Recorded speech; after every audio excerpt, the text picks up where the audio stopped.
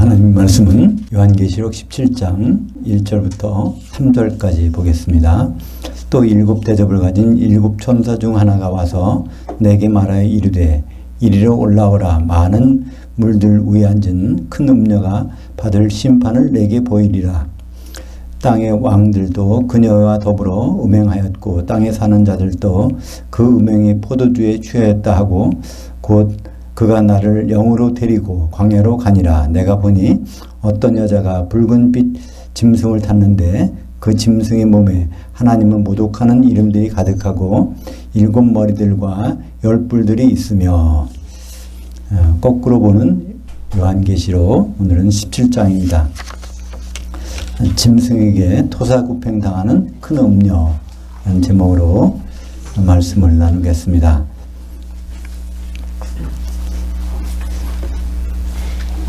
요한계시록은 사도 요한의 영이 자기 몸에서 빠져나가서 여러 곳을 시간적으로 공간적으로 이동하면서 그 본 것을 기록한 것입니다. 그래서 그 장면이 네 군데 나옵니다. 그래서 사도 요한이 옮겨진 그 장소와 그 시간들, 첫 번째는 1장 10절에 나오죠.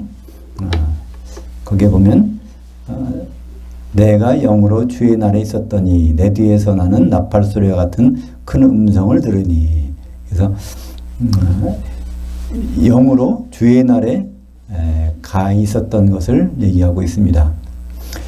그리고 1장 10절에서 쭉 13절까지 보면 일곱 촛대 가운데 주님이 계신 것을 볼 수 있죠. 그렇다면 주님의 재림 장면을 보고 있는 것입니다.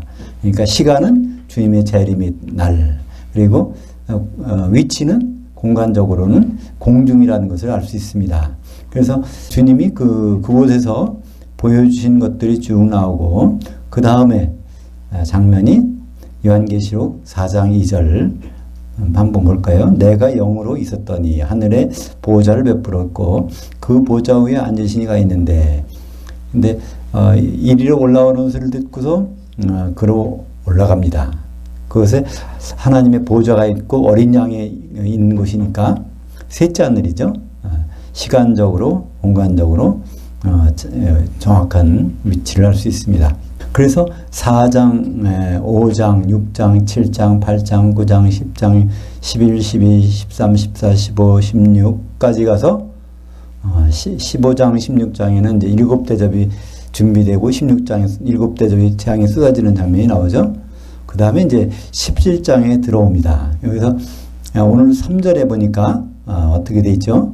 3절에 그가 나를 영으로 데리고 광야로 가니라. 그러니까 여기서 다시 한번 장소와 시간이 바뀝니다. 장소는 어디겠어요? 광야라고 하니까 광야. 근데 광야는 뭐가 있죠? 여기 음녀가 있고 짐승이 있습니다. 그러면 7년 환란 시대에 타락한 교회 그 모습을 나타내고 있죠. 그래서 분명히 여기 1절에 보니까 일곱 대접을 가진 일곱 천사 중 하나가 와서 내게 말하여 이르되 이리로 오라. 이리로라는 것은 광야입니다. 그 뒤에 보니까 광야에 가 있었으니까. 그러니까 광야는 어떤 곳이냐면은 7년 환란기에 교회라는 것을 알 수 있죠. 왜 그러냐면 음녀가 있고 거기 짐승이 있고, 그러니까 그 상황에서 벌어지는 것. 그래서 정확한 장소를 알 수 있습니다. 근데 거기 많은 물들 위에 앉은 음녀가 받을 심판을 내게 보이리라. 근데 물들이 무엇일까요? 근데 요한계시록은요 반드시 설명이 있어요. 그 물들은 15절이 나오는데요. 또 천사가 내게 말하되 네가 본 바 그 음녀가 앉아있는 그 물들은 백성과 무리와 열국과 방언들이니라. 그러니까 온 세상 사람들이라는 거예요. 그러니까 온 세상에 걸쳐서 바로 예수 믿는 사람들, 그를 다스리는, 그러니까 교회, 타락한 교회죠. 음녀는. 그래서 요한계시록은 뭐든지 설명은 어느 곳인가 있습니다. 우리가 찾기 힘들어서 그렇지. 그러니까 이건 17장의 내용은 주님이 재림하실 때가 가까워서 7년 환란기 중에 교회의 모습들을 보여주고 있고 거기에서 과연 어떤 일이 일어났는지를 우리에게 보여주고 있습니다. 2절에 보니까 땅의 왕들도 그녀와 더불어 음행하였고 땅에 사는 자들도 그녀의 음행의 포도주에 취하였다 하고 땅은 뭐죠? 교회. 요한계시록 1장 5절과 6절에 나오죠. 땅의 왕들의 머리가 되신 예수 그리스도. 근데 예수 그리스도는 교회의 머리시니까 땅의 왕들은 교회의 성도들입니다. 그리고 땅에 왕들만 있는 게 하면 땅에 사는 자들이 있어요.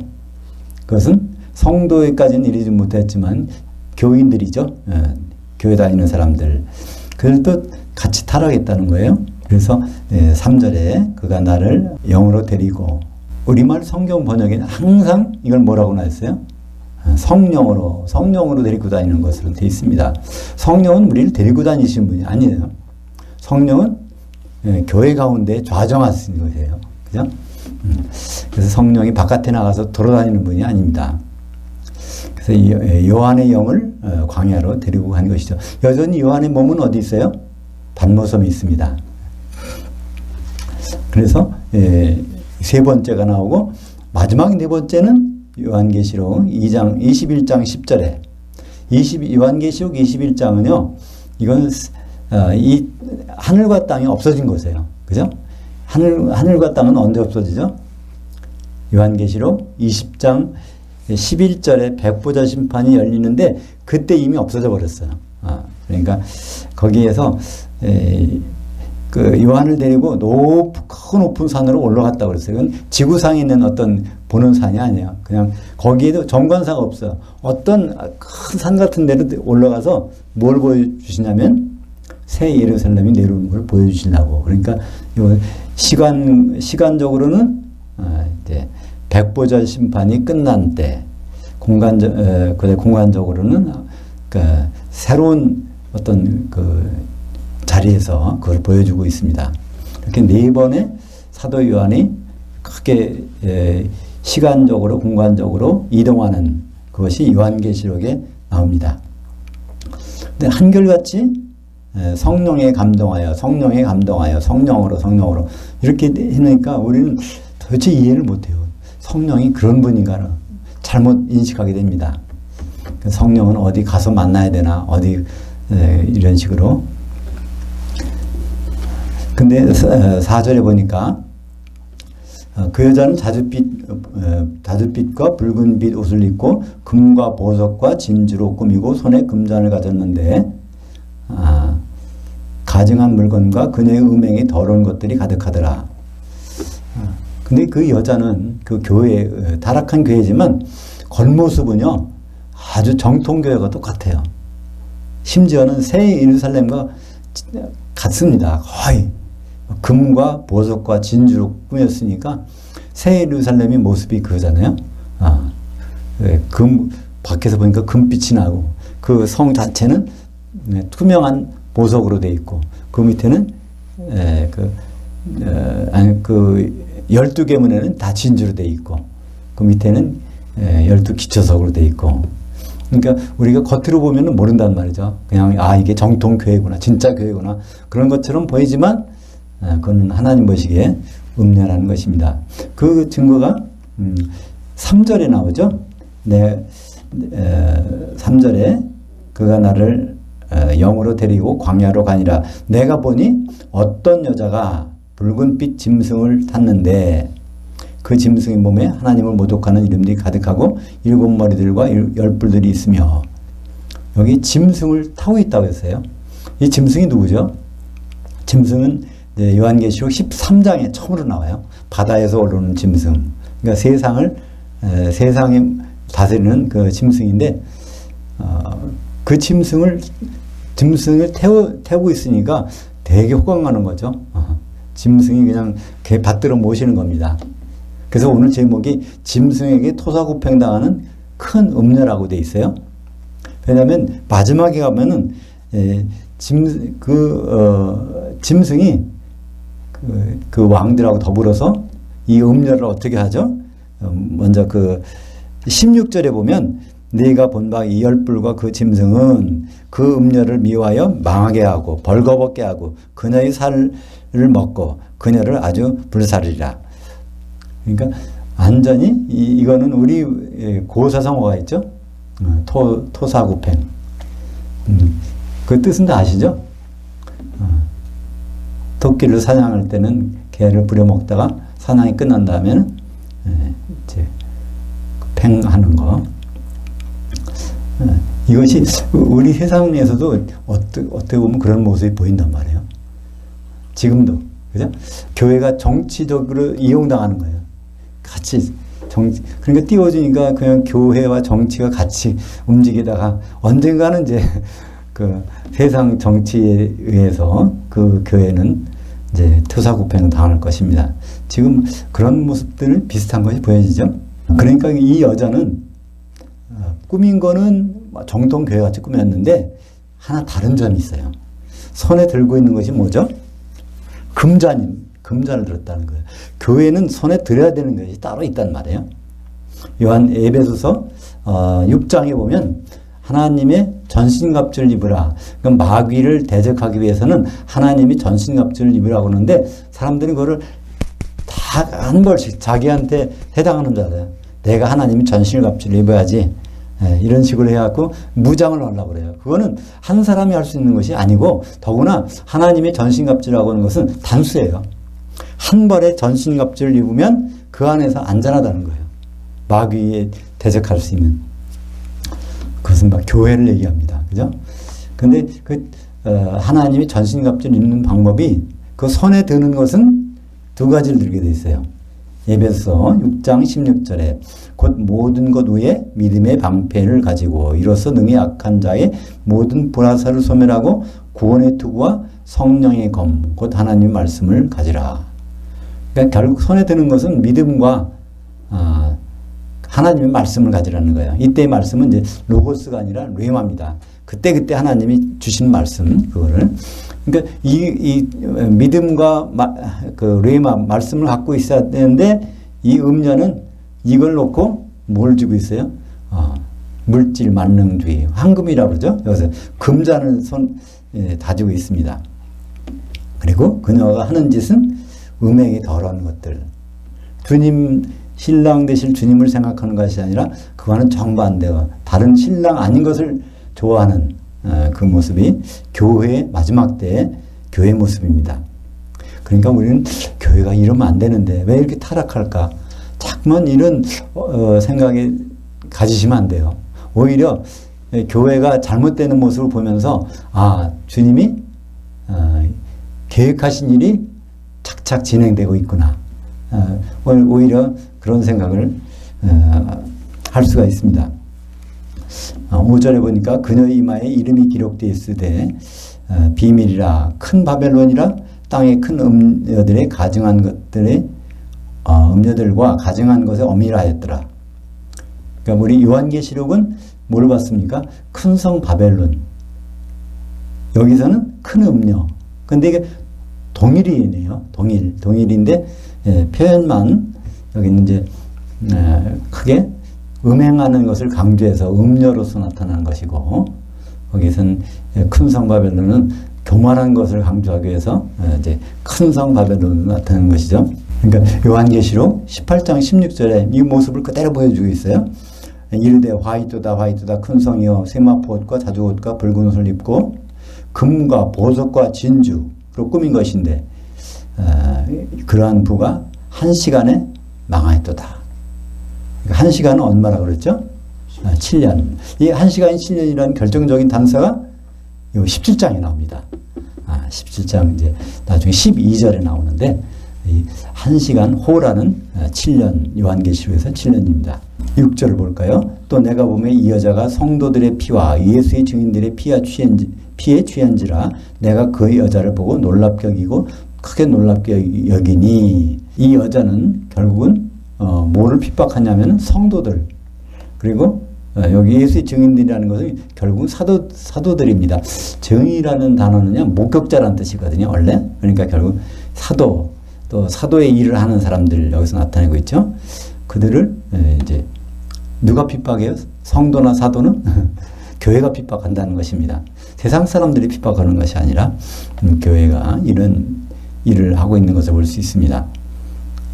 여기서 7절에 또 나오죠. 천사가 이르되 왜 놀랍게 여기느냐? 내가 그 여자와 그녀가 탄 7머리와 10뿔 가진 그 짐승의 비밀을 내게 이르리라. 여기서 아직까지 계속 태워주고 있어요. 근데 끝에 가면 팽당하는 거죠. 여기에 짐승에 대한 설명이 나옵니다. 물론 이 짐승은 요한계시록 13장 1절에 맨 처음에 나오는 설명이 나온 데가 있어요. 한번 볼까요? 요한계시록 13장 1절 내가 보니 바다에서 한 짐승이 나오는데 뿔이 10이요 머리가 7이라 그 뿔들에는 10 왕관들이 있고 그 머리들에는 신성모족하는 이름들이 있더라. 여기서 바다에서 올라와요. 바다 위에서 나오는 거고요. 그 바다라는 세상이죠. 세상에 다스리는 사람, 통치자라는 말이에요. 근데 사람이겠죠, 분명. 근데 오늘 17장에 보면은 이 짐승이 어디서 올라와요? 8절에 내가 본 그 짐승은 전에 있었다가 지금은 없으나 무저갱에서 올라와. 무저갱에서 올라오니까 이건 뭐죠? 귀신. 귀신밖에 사람은 무저갱이 안 들어가니까 귀신이란 말이에요. 근데 전에 있었다네.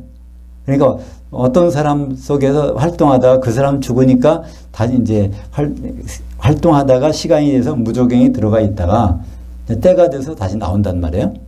그래서 이제 다시 바다에서 올라오는 짐승이란 그 사람한테 들어가서 있는 상황이죠. 그러니까 바다에서 올라오는 짐승은 사람이고 그 속에 들어가 있는 것은 귀신이죠. 그래서 활동하는 것이 이제 여기 나온 짐승인데 이걸 보통 뭐라고 부릅니까? 적그리스도. 그죠? 근데 적그리스도는 한두 명이 아니에요. 요한일서 2장 18절에 처음으로 적그리스도라는 말이 나오는데 적그리스도가 오리라는 말을 들었으나 많은 적그리스도가 이미 나타났다는 거예요. 그때부터. 그러니까 요한일서가 기록될 때는 AD 95년, 6년 이경인데 그때도 이미 적그리스도가 있었어요. 그러면 그 뒤로도 얼마나 많았겠어요? 그 적그리스도라는 것은 예수를 반대하는 겁니다. 예수를 대적하는 그 세력이죠. 근데 요한계시록에서 요 바다에서 올라오는 짐승을 적그리스도라고 하는 이유는 이 짐승이 없어진 다음에는 그 다음에는 대적하는 그리스도가 안 나오거든요. 그러니까 마지막 그리스도, 적그리스도라는 것을 통칭해서 사람들이 그냥 이거 마지막 그리스도, 적그리스도 이 마지막이라는 말을 생략해 가지고 그냥 우리는 짐승을 적그리스도 이렇게 해버리는 것입니다. 이제 여기도 마찬가지죠. 6월절 어린 양. 예수님은 6월절 날 십자가에 달리신 어린 양이세요.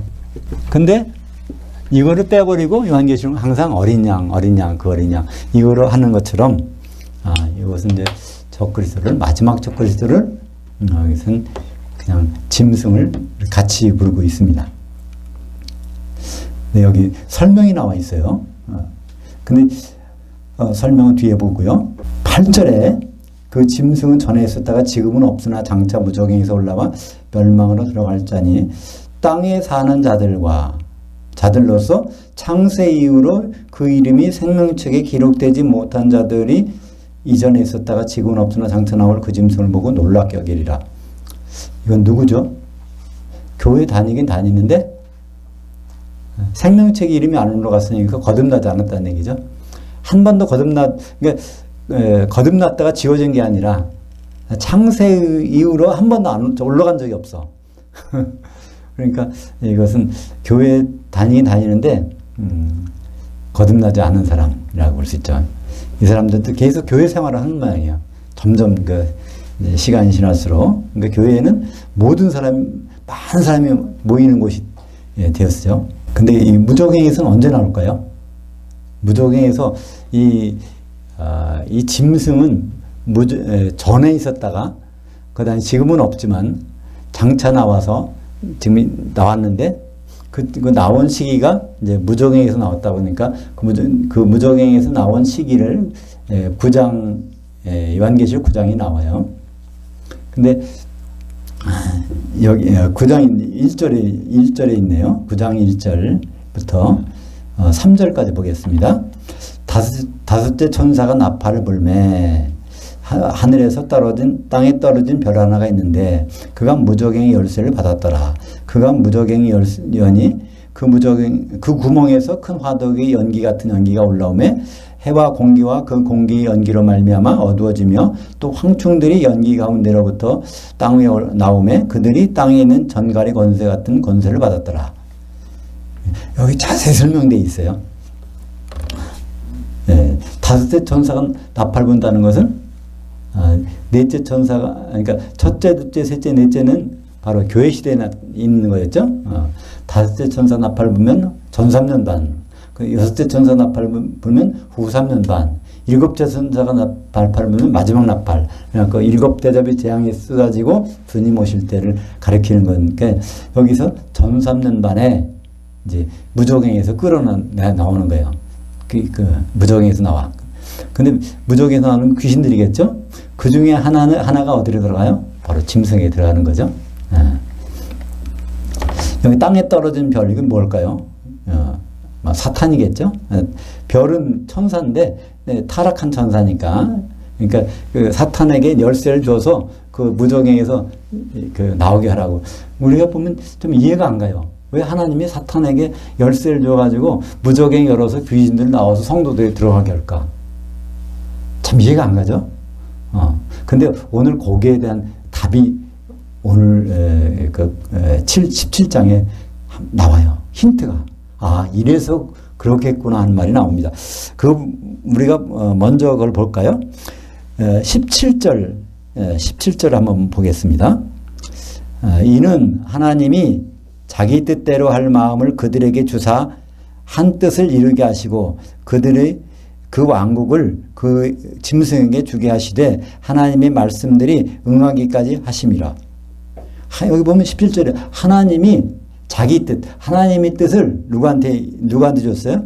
하나님 뜻대로 할 마음을 그들 열 왕들과 그 짐승들이 줬다는 거예요. 그래서 그 모든 일을 교회를 핍박하고 그러니까 교회를 음행하게 하고 하는 그 모든 것들을 이들에게 주어서 그 시간까지 하나님 말씀이 응할 때까지 그들이 하라고 이렇게 했다는 겁니다. 그러니까 그들도 누구 손 안에 있어요? 적그리스도, 짐승도 하나님의 손 안에서 움직이는 거예요. 왜 이런 일이 일어날까? 그런 게 아니라는 거예요. 그런 상황, 그런 것을 이 요한계시록 17장에서 우리는 발견하게 됩니다. 그러니까 이런 모든 일들을 하나님이 하실 때 왜 요한계시록을 주셨겠어요, 우리에게? 안심하라고, 그죠? 이런 일이 벌어지고, 짐승이 핍박을 하고, 나중에 이 순교당할 처지까지 갈 수도 있고, 다른 어려운 상황이 있을지라도, 이건 다 하나님이 허용하셨다는 거예요. 말하자면, 옥석가익이라고 할까요? 많은 것이 흩어져 있는데, 그 중에서 옥석을 가리려면 그 과정이 있어야 될 거 아니에요? 9절에, 지혜 있는 뜻이 여기 있으니, 그 머리들은 그 여자에 앉은 7산들이요 7 왕들이라. 여기 이제 우리는 산에 앉았다니까 산이 뭔가 그런 생각이 들죠. 근데 이게 설명이 나와 있어요. 7산인데 7 왕들, 7 왕조가 있다는 거예요.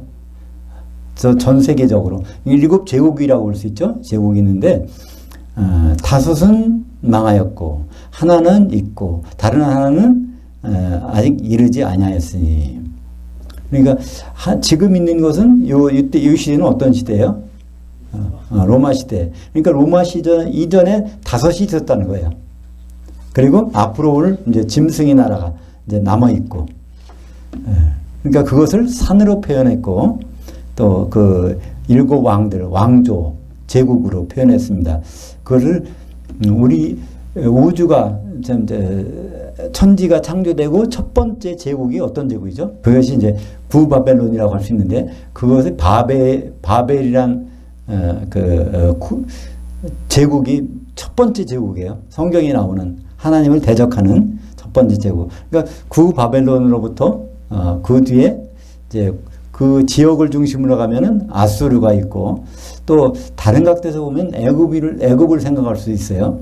근데 이 지역적으로 보면은 구바벨론을 이어서 바로 아수르가 생기고 그 밑에 새로운 신바벨론, 그러니까 유대 나라를 포로로 끌어간 신바벨론이 있고 메데와 바사가 있고 헬라가 있었습니다. 그 다음에 로마 제국이 생긴 거죠.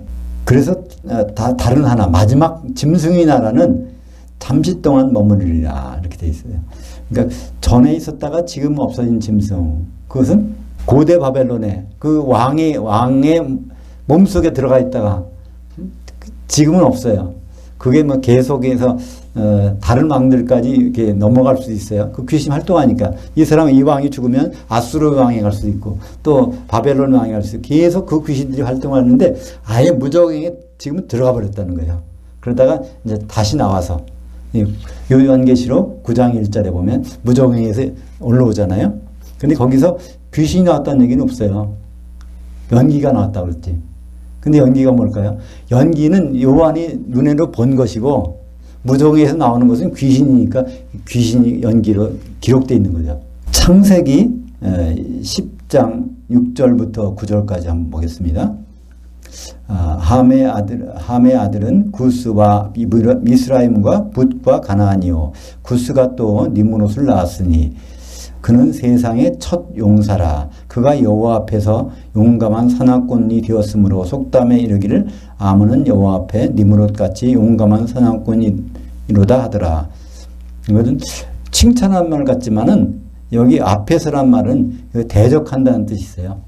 여호와를 하나님을 첫 번째로 대적한 거예요. 그러니까 안티 하나님이니까 결국 안티그리스도죠. 적그리스도라고 할 수 있죠.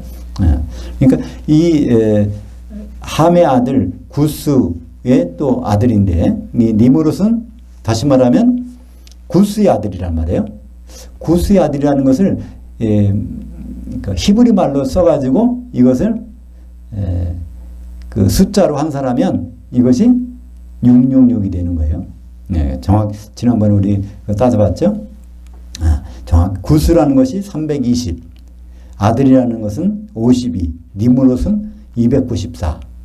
그러니까 뭐 다른 여러 가지 이름이 히틀러가 666이다, 뭐 컴퓨터가 666이다, 뭐 여러 가지 설이 있지만은 그러나 맨 첫 번째 거는 바로 구스의 아들 니므롯밖에 없단 말이에요. 하나님을 대적한 그 귀신이 계속 다른 사람에 들어갔을지는 몰라도 첫 번째 그것은 니므롯 속에 들어가 있는 귀신밖에 없죠.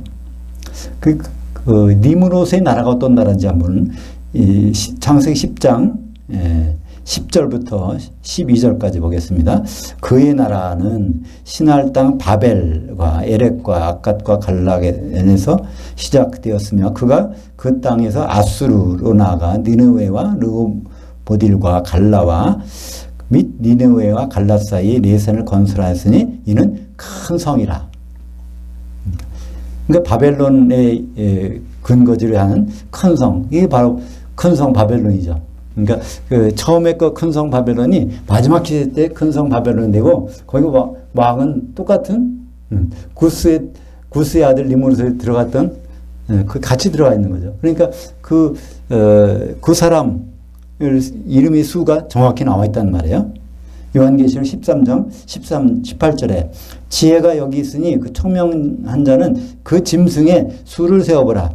그것은 사람의 수니 그의 수는 666이니라. 그러니까 이거는 여기 어떤 사람의 수라고 돼 있어요. 정관사가 없어요. 그것은 어떤 사람의 수라고. 근데 우리가 따져보면은 구스의 아들 니므롯밖에 없다는 거예요. 그 사람이 이름 딱 따져보니까 666이니라. 그래서 우리는 666 뭐 글자 6자가 3개 있으면 재수 나쁘다 그러는데 그거는 666이 재수 나쁜 게 아니에요. 계산해서 그게 나왔다는 거지. 그러니까 우리는 6자가 좀 좋지 않다. 6자를 안 받으려고 그러는데 그거는 전혀 관계없는 말입니다. 그러니까 구스의 아들 니므롯이 그 속에 있던 영이 마지막 때에 짐승 적그리스도에게 들어가서 동일하게 여호와를 대적하던 것이 그리스도를 대적하는 그 일을 한다는 것입니다. 그러니까 그렇잖아요. 귀신은 항상 자기 속성을 나타낸다는 거예요. 이 사람 몸에 들어가서 뭐 위암을 주는 귀신이면 다시 친정 어머니 몸에 있다가 그 딸에 가서 또 그 위암을 주고 같은 그 속성을 나타내니까 니므로 속에 들어가 있던 그 귀신은 여호와를 대적하는 거니까 마지막에 바다에서 올라온 짐승 속에 들어가도 똑같은 일을 하겠죠. 12절에 내가 보던 열 뿔들은 열 왕들이니 아직 나라를 얻지 못하였으나 다만 그 짐승과 더불어 왕들처럼 1시간 동안 권세를 받으리라. 그러니까 이 왕들은 사실은 나라는 안 갖고 있는 거예요. 왕은 왕인데, 그러니까 이 짐승을 위에서 있는 왕들이에요. 지금도 세상에도 그런 그 나라는 있을 수 있죠. 왕인 왕인데 아직 나라가 안 갖춰져 있어. 어느 나라에 가서 그 왕한테 붙어 있지만은 기회가 되면은 이제 왕이 되려고 그런 왕이 이제 여기서 열 왕으로 나타나고 있습니다. 여기에 12절에 그게 있어요. 12절에 호라가 7년이라는 그 말이, 물론 7년은 안 나오지만 여기 생각해 보면은 짐승과 더불어 왕들처럼 1시간 동안 권세를 얻으리라. 짐승이 활동하는 시기, 이것은 7년이잖아요. 그러니까 여기에서 요한계시록 13장 10절에 빌라델피아 교회에게 뭐라고 했어요? 앞으로 세상에서 가장 큰 시험이 오는데 그 시험에 1시간을 내가 면하게 해주리라. 그래서 전 3년 반과 후 3년 반, 빌라델피아 교회는 전 3년 반에는 인 맞아서 후 3년 반에는 시온산에 올라가서 그 큰 시험에 1시간을 면한다고 돼 있잖아요. 그들이 13절에 그들이 한 뜻을 가지고 자기들의 능력과 권세를 그 짐승에게 주더라. 그러니까 열 왕이 짐승을 완전히 받들어 모시는 거죠. 그들이 어린 양과 더불어 싸우려니와 어린 양은 만주의 주시어 만왕의 왕이심으로 그들을 이기실 터이요. 그 어린 양과 함께 있는 자들 곧 부르심을 받고 택하심을 받은 진실한 자들도 이기리로다. 요게 우리가 19장에 보면은 그 우리가 천사라고 볼 수 있고 또 그 데리고 오는 성도라고 볼 수 있잖아요. 근데 여기서 요로 분명히 나타나는 것은 그들은 그리스도의 심판대를 받고, 그러니까 혼잔치에 들어가는 사람이 있는가 하면 그다음에 못 들어가는 사람 있잖아요. 그 사람 중심으로 짐승들이 같이 대적하는 거예요. 그러니까 거기서 이기는 성도들이 흰 옷을 입고 마지막으로 예수님과 더불어 싸우는 그 전쟁이라 볼 수 있어요. 전투. 여기는. 그러니까 그리스도의 심판대에서 혼인잔치에 못 들어갔는데 그냥 그들이 어떻게 된 상황인지는 아직 안 나왔는데 바로 여기 보니까 짐승이 그들을 데리고 타락한 그 성도들 데리고 싸우는데 거기에 어린 양이 그리고 그 택하신 부르심을 입은 자들이 이제 같이 이제 싸우는 장면이 나옵니다. 19장 8절에 그것을 어디서 볼 수 있냐면요. 그녀에게 빛나고 깨끗한 세마포 옷을 입도록 허락하셨으니 이 세마포 옷은 성도들의 옳은 의로운 행실들이로다. 그러니까 어린 양의 혼인잔치에 세마포를 입었어요. 그러니까 헬라어로는 비시노스라는 건데 비시노스를 입고 거기 혼인잔치에 참석했어. 근데 백마를 타고 따르는 사람도 그 비시노스를 입고 거기 예수님을 따른단 말이에요. 그러니까 바로 그 혼인잔치에 들어간 성도들이 택하심을 받고 청함을 받고 택하심을 잡은 자들이 마지막에 이제 짐승과 그 함께하는 자들과 싸우는 장면이 나오고 결국 그들은 짐승은 거기서 불못에 들어가게 됩니다. 그러니까 19장 14절에 보면 하늘에 있는 군대들이 희고 깨끗한 세마포 옷을 입고 여기 보니까 그 세마포 옷을 입었다. 단수예요. 한 벌의 세마포 옷을 입었다니까 혼인잔치 들어간 성도들이나 여기에서 세마포 옷을 입고 있는 건 똑같죠. 그 백마를 타고 그 예수님을 따르더라. 내가 보면 그 짐승 이 땅의 왕들과 그 군대들이 모여 그 말탄자의 군대와 더불어 전쟁을 일으키다가 그 짐승이 잡히고 그 앞에 비적을 행하던 거짓 선자도 잡혔으니 이런 짐승의 표를 받고 그 우상에게 경배하던 자들이라. 경배하던 자들을 표적으로 미혹하던 자라. 이 둘이 산채로 유황불못에 던지고.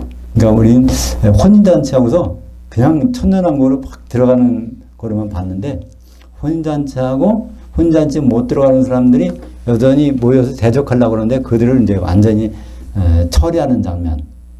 그래서 뒤에 백마 타고서 나오는 그 장면이 뒤에 나온 것 같아요. 혼인잔치 다음에 그게 나오잖아요.